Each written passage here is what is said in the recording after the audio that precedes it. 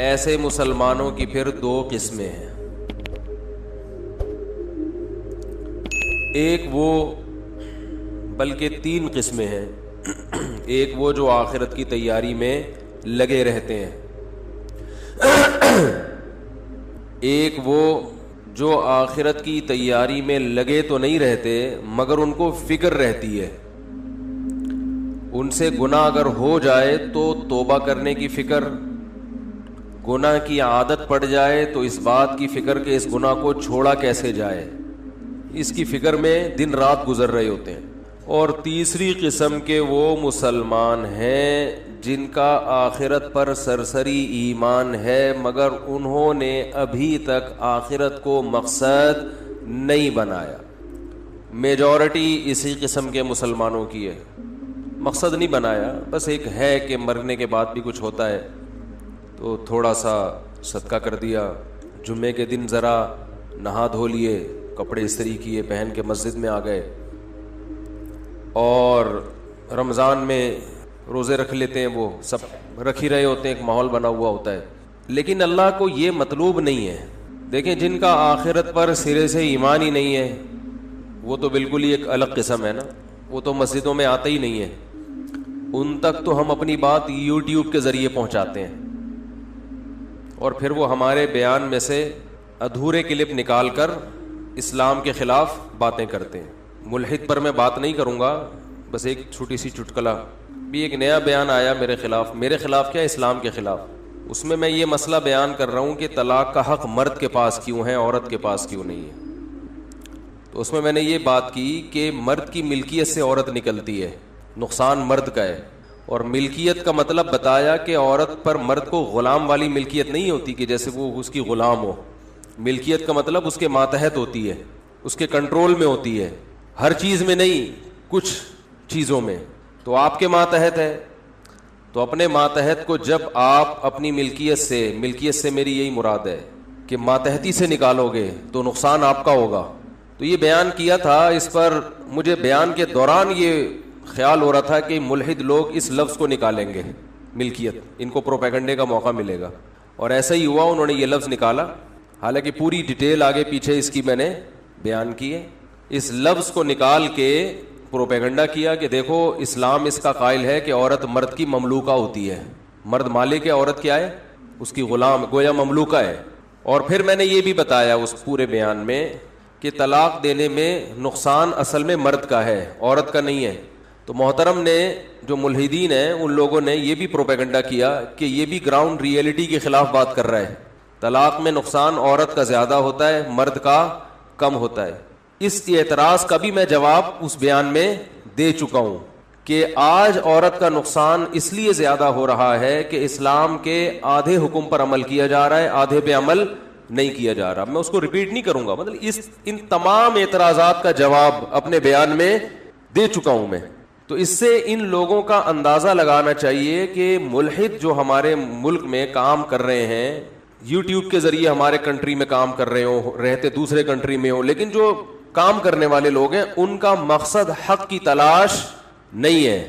ان کا مقصد ہے باتوں کو اچھالنا. جیسے فتنہ پرست انسان کو کہیں سے کوئی بات ملے نا، اچھالے گا فوراً وہ. تو ان کا مقصد حق کی تلاش نہیں ہے. تو مجھے خیال ہوا تھا میں محترم جو بھی بیانات اس طرح کے کر رہے ہیں ملحدین، ان کو یہ بولوں کہ یہ جو آپ چاہتے ہو کہ اسلام کے اس حکم پر اعتراض کہ مرد کا عورت پہ کنٹرول، یہ بھی برا ہے اگر، تو اس کا مطلب آپ کے والد کا آپ کی والدہ پہ کنٹرول، بولو بھائی، نہیں تھا. کوئی اچھی بات ہے؟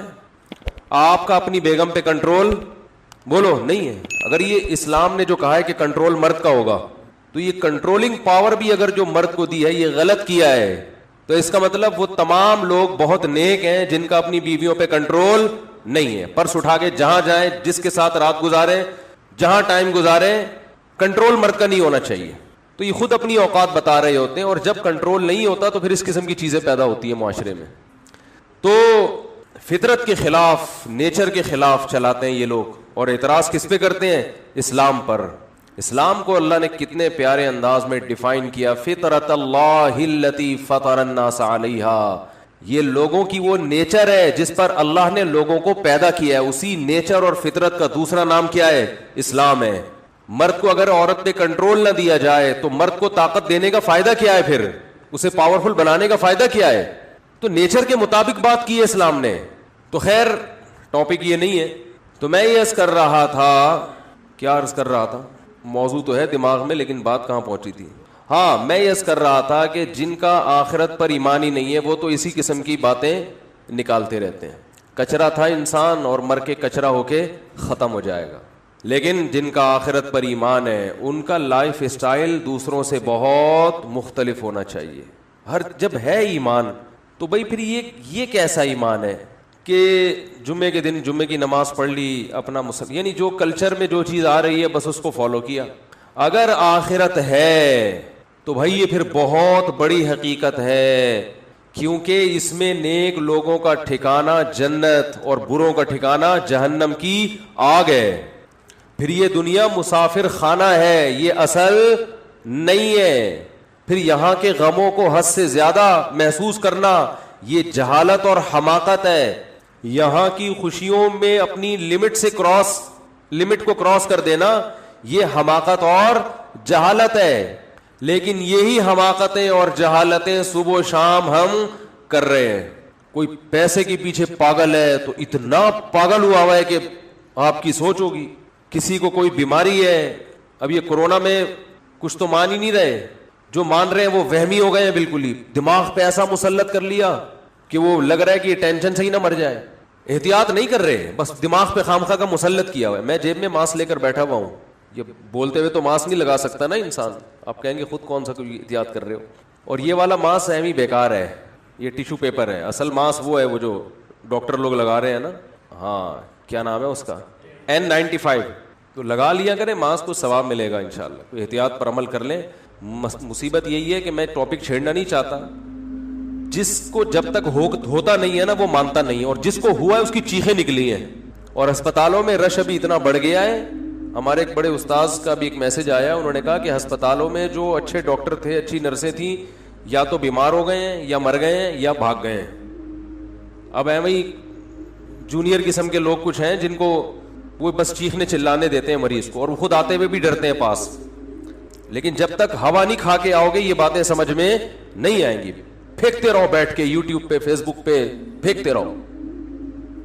اور پاکستان کے اس وقت جتنے مشہور علماء ہیں ان میں 99% کا انتقال کرونا سے ہوا ہے.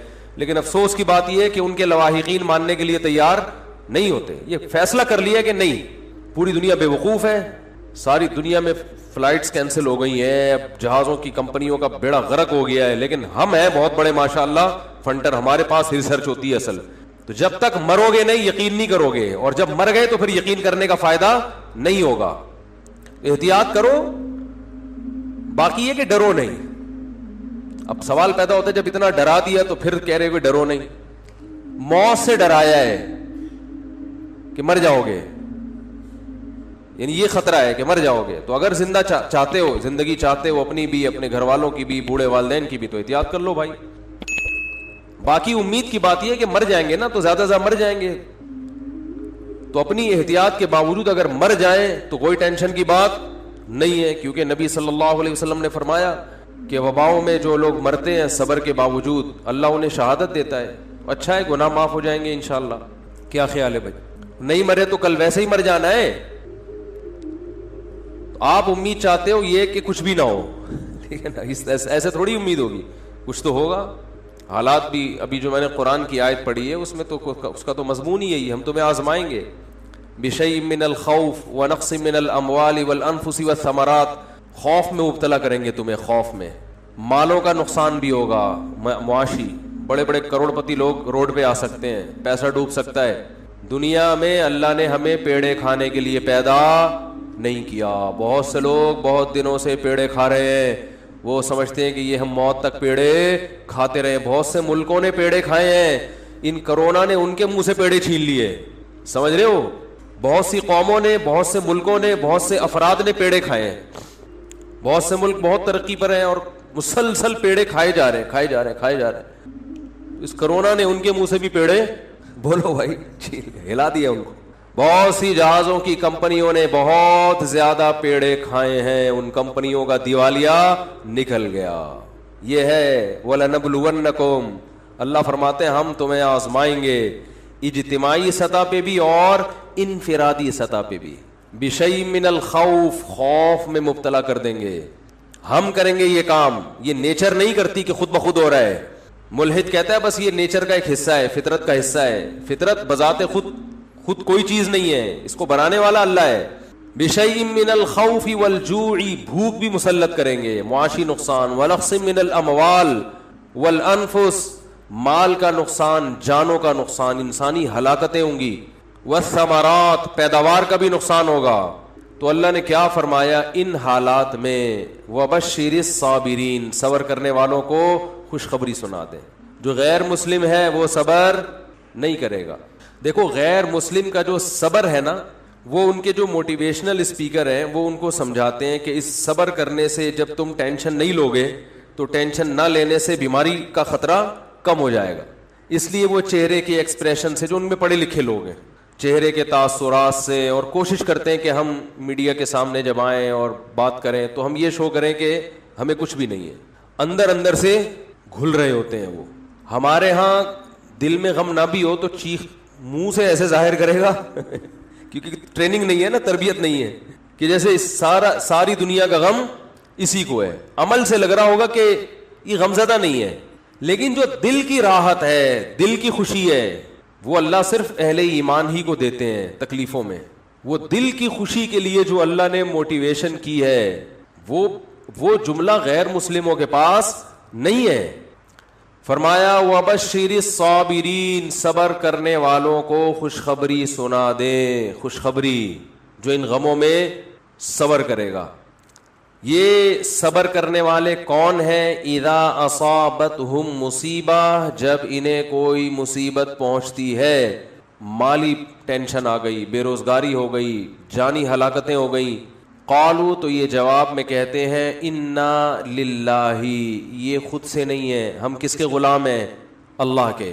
تو مالک کو اجازت ہے کہ وہ اپنے غلام کو آزمائش میں ڈال سکتا ہے، ہم اللہ کے غلام ہیں بھائی، یہ اللہ کے تصرفات ہیں۔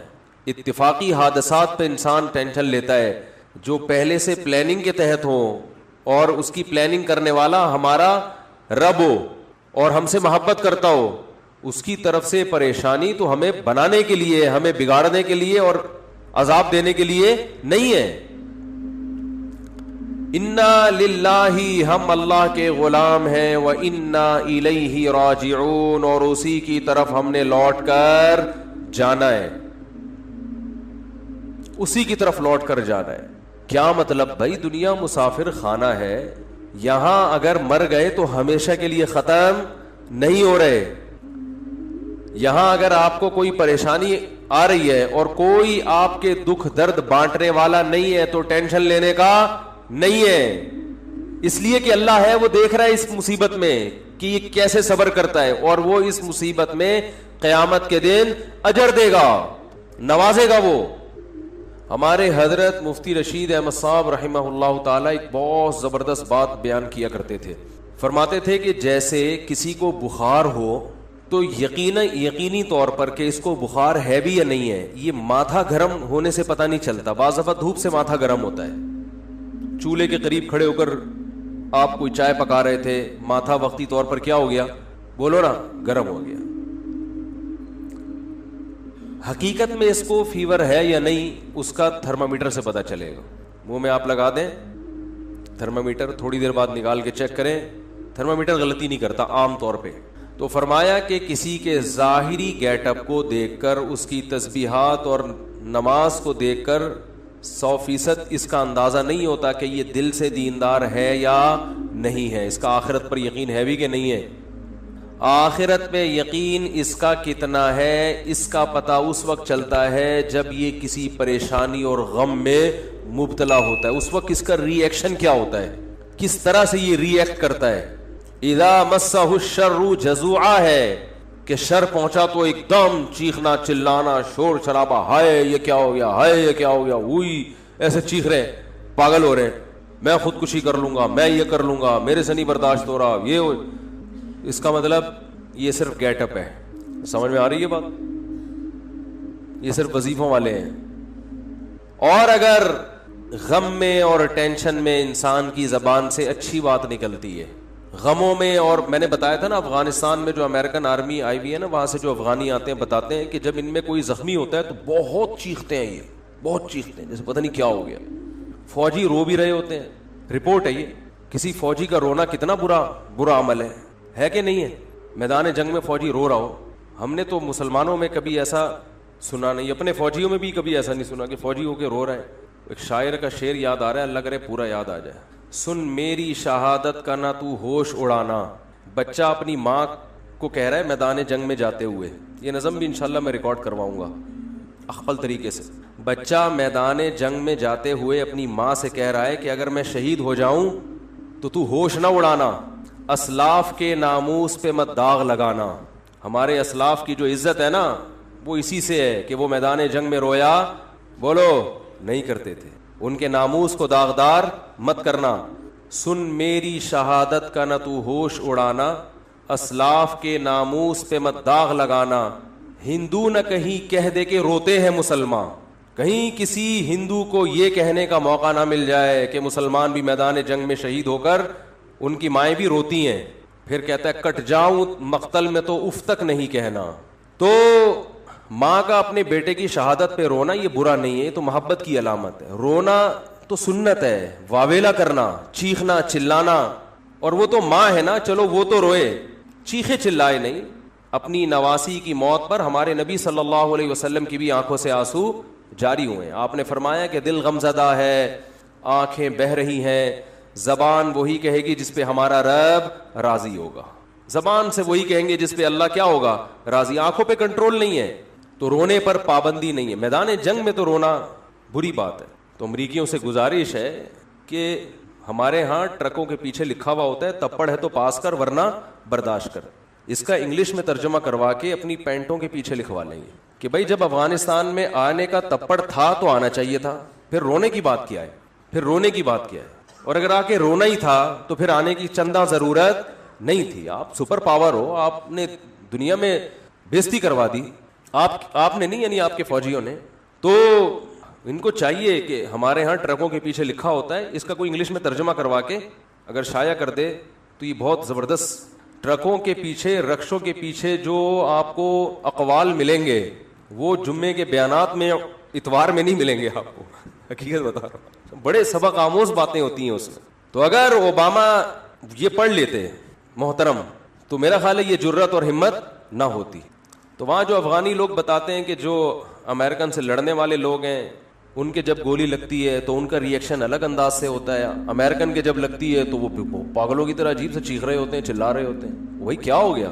تو ان کا چیخنا بالکل درست ہے, اس لیے کہ ان کے سامنے آخرت نہیں ہے. ان تکونوا تعلمون فانهم يعلمون كما تعلمون وترجون من الله ما لا يرجون.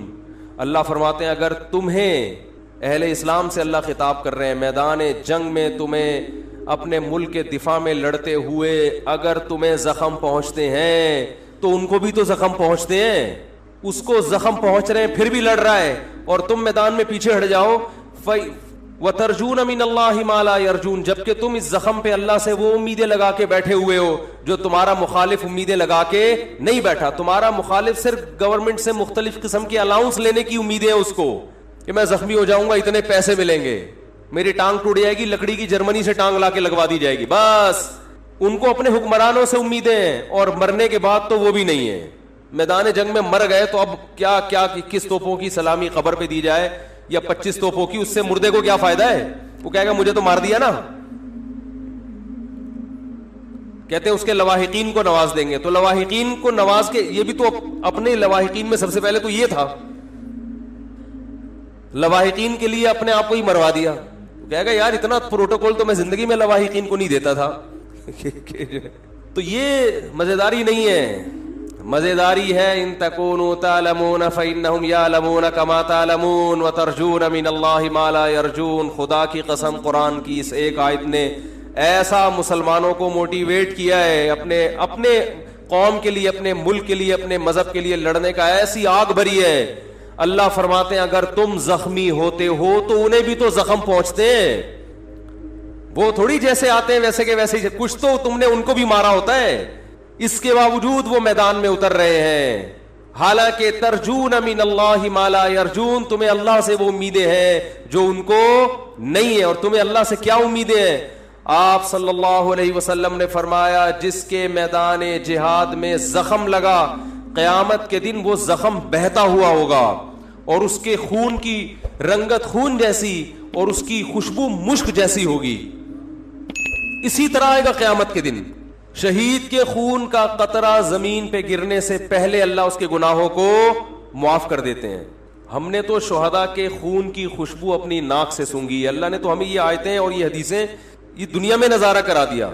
ہمیں کیسے کوئی لبرل اور ملحد یہ کہہ سکتا ہے کہ یہ حدیثیں معاذ اللہ غلط ہیں؟ ہم نے تو بھائی اپنی ناک سے سونگھی ہے. ابراہیم علیہ السلام نے اللہ سے پوچھا کہ اے اللہ تو مردوں کو زندہ کیسے کرے گا قیامت کے دن؟ یہ تو بوسیدہ ہڈیاں ہو کے مر کے ختم. تو اللہ نے فرمایا اولم تؤمن، کیا میری باتوں پہ یقین نہیں ہے؟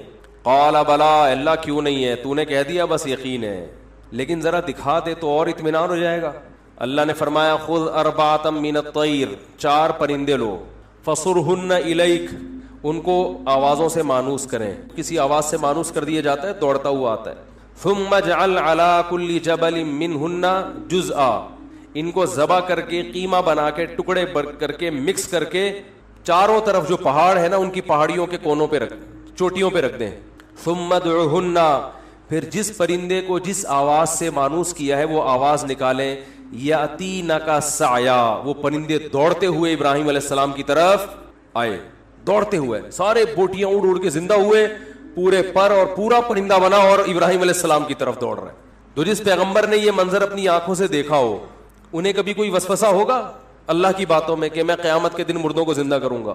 تو بھائی ہم نے تو شہداء کے خون کی خوشبو اپنی ناک سے سونگھی ہے، اور میں نے نہیں، بہتوں نے سونگھی ہے. بہت سو سے آپ تصدیق کروا سکتے ہیں. اس میں ڈرامے بھی ہوتے ہیں، میں مانتا ہوں. آج کل تو جو مر رہا ہے خوشبو آ رہی ہے، تو اس میں جو کرامتیں ہوتی ہیں نا اس میں جھوٹی خبریں بہت پھیلتی ہیں. لوگ اپنے بڑوں کو سے عقیدت میں غلو کی وجہ سے ان کو بہت اوپر چڑھا دیتے ہیں، لیکن جو مشاہدہ ہے اس کا تو انکار نہیں ہو سکتا. ہم نے تو خود مشاہدہ کیا، اور ایک کا نہیں کیا ہے، بہت سو کا کیا ہے. تو وبشر الصابرین، میں عرض کر رہا تھا کہ تھرمامیٹر کیا ہے کہ جب کوئی پریشانی آتی ہے تو کیا کرتے ہیں؟ صبر.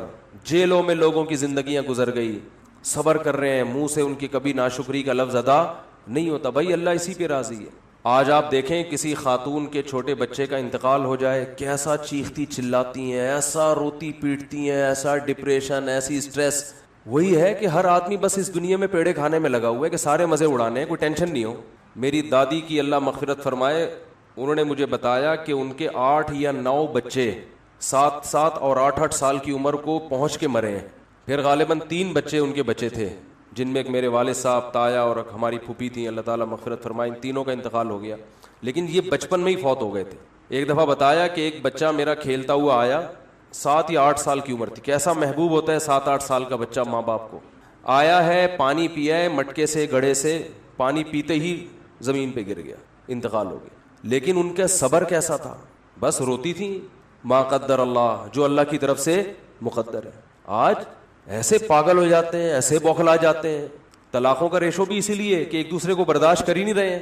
پہلے رشتے وجود میں آتے تھے، میاں میں خرابی ہے، عورت برداشت کرتی تھی، چلو بھائی چلاؤ گزارا چلاؤ. عورت میں خرابی ہے، میاں برداشت کرتا تھا، یار گزارا ہے، سارے مزے دنیا میں تھوڑی ہوں گے. اب نہیں بھائی، عورت کو میاں پورا ایکوریٹ چاہیے، بالکل سر کے بال سے لے کے پاؤں کے ناخن تک ریموٹ کنٹرول کی طرح وہ اس کے اشاروں پہ چلتا ہو. اور مرد کو بھی ایسا ہی ہے کہ بیوی ایسی چاہیے جس میں کسی قسم کا کوئی فالٹ ہو ہی نہیں. استخاروں میں بھی پازیٹیو آئے، اور حسن و جمال بے مثال، اور جناب اخلاق بھی، اور ہر معاملے میں اس کا معیار ایسا ہے کہ اس کو دنیا میں بس سارے مزے اس نے دنیا میں چاہیے. یہ ہر آدمی کا ہو چکا ہے مام. بھائی تھوڑا سا دنیا کو آڑا ترچھا کر کے چلاؤ، کنڈکٹر سے عبرت حاصل کرو نا. بار بار کہتا ہوں، بس جتنی بھی بھری ہوئی ہو، کنڈکٹر بس کو چھوڑ کے بھاگتا نہیں ہے کہ یار سیٹ نہیں مل رہی تو میں کہاں بیٹھوں، سارے تو پیسنجر چڑھ گئے. صبح سے شام لٹک کے نازآباد سے لانڈی، لانڈی سے نازآباد. ہوتا ہے کہ نہیں ہوتا؟ لٹک کے جائے گا، کہے گا رات کو سوئیں گے آرام سے، کوئی مسئلہ نہیں ہے. پاؤں رکھنے کی، انگوٹھا رکھنے کی جگہ نہیں ہے، مگر ایک دروازے سے چڑھے گا، سب سے کرایہ لے کے دوسرے سے اتر جائے گا. اسے کبھی ٹینشن ہوئی یار یہ کیا مسئلہ ہے یار, جگہ ہی نہیں ہے, سب لوگ عزت کے ساتھ سفر کر رہے ہیں اور وہ باس جو ہے وہ تو ڈرائیونگ کی سیٹ پہ بیٹھا ہوا ہے مزے سے, اور میری حالت دیکھو یار, مجھے تو جگہ ہی نہیں مل رہی, جاؤ میں نہیں جا رہا. وہ کہتے کوئی بات نہیں یار, پیسے جب آئیں گے نا جیب میں اتنے سارے تو اڈے پہ رات کو سوئیں گے آرام سے. پھر ان کو نیند بھی ٹائٹ آتی ہے, ان کو جگہ نہ بھی ملے بس کی چھت پہ سو جاتے ہیں, یہ ریڑیوں پہ سو جاتے ہیں, میں نے دیکھے ہیں. جگہ نہیں ملی, ریڑی لگی ہوئی ہے, کوئی پھل والا اپنی ریڑی چھوڑ کر چلا گیا, صبح دوبارہ سے پھل ڈالوں گا, 2-4 گلے سڑے سیب رہ گئے تھے سائڈ پہ لگایا, سو گئے. طبیعت سے سوتے ہیں مزے سے.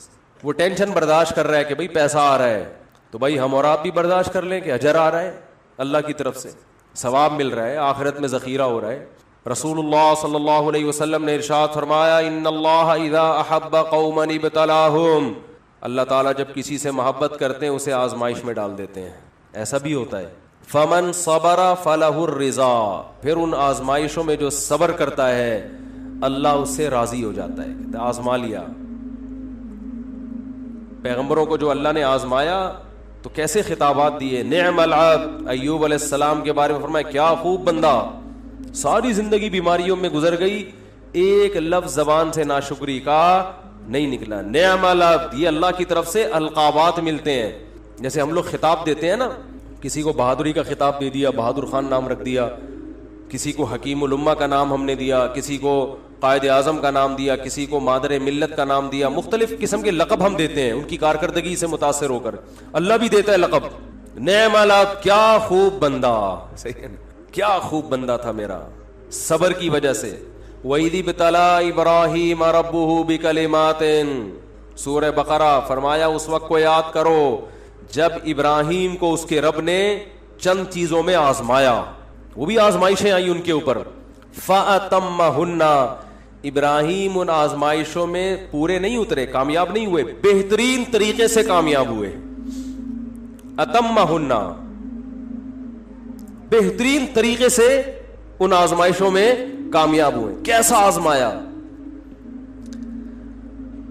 اللہ ہم سب کی حفاظت کرے, ہماری اولادوں کی حفاظت کرے. اگر کسی کی ڈیتھ ہو جائے تو ہمارا ری ایکشن کیا ہوتا ہے, لیکن ابراہیم کو حکم دیا جا رہا ہے علیہ السلام کو, خود ذبح کرو اپنے ہاتھوں سے بچے کو. بتاؤ اللہ کی طرف سے کسی کی موت ہو جائے, یہ بڑی آزمائش ہے. یہ باپ کو خود حکم دیا جا رہا ہے خود کاٹو گلا, یہ تو بہت بڑی آزمائش ہے. انہوں نے کہا کوئی بات نہیں بھئی, اللہ ویسے بھی تو مار سکتا ہے, میرے ہاتھوں کٹوا رہا ہے, میں کاٹ دوں گا اس کو.